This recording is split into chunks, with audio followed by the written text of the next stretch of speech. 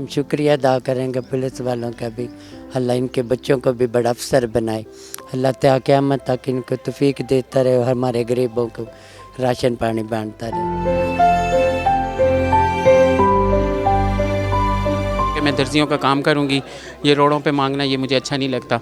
मैंने कहा चलो मैं एक कारोबार करूंगी, मोहल्ले के कपड़े सी के चलो अपना कारोबार चलाऊंगी। पुलिस तहफ़्फ़ुज़ सेंटर हैं, वहाँ पे ट्रांसजेंडर कम्युनिटी को रजिस्टर किया गया, वहाँ पे हकदार फैमिलीज़ थी उनको रजिस्टर किया गया और उनको बेसिकली आज ये करने का पर्पज़ ये था कि एक सदका जारिया है, कार खैर है, हम उसमें शामिल हों और इनको ये एहसास दिलाएं कि आप हमारी सोसाइटी का हिस्सा हैं। तो अल्लाह हमारा ये जो अमल है उसको कबूल फरमाए और पर्पज़ यही है कि इनको एक बार रोज़गार तरीके से, बाइज़्ज़त तरीके से हम इनको सोसाइटी का हिस्सा बनाएं।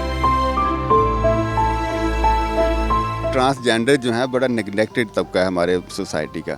उनको सोसाइटी के साथ दोबारा से इंटीग्रेट करने के लिए उनको स्किल्स सिखाई गई हैं, ड्राइविंग सिखाई गई है, दर्जी का काम सिखाया गया है। इसी तरह उनके लिए एजुकेशन का अहतमाम किया गया है मुख्तलिफ स्कूल्स की तरफ से।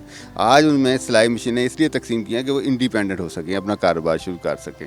हम इंशाल्लाह जो वीकर सेगमेंट ऑफ सोसाइटीज़ हैं उनको सपोर्ट करते रहेंगे ताकि मुआशरे में बेहतरी आए।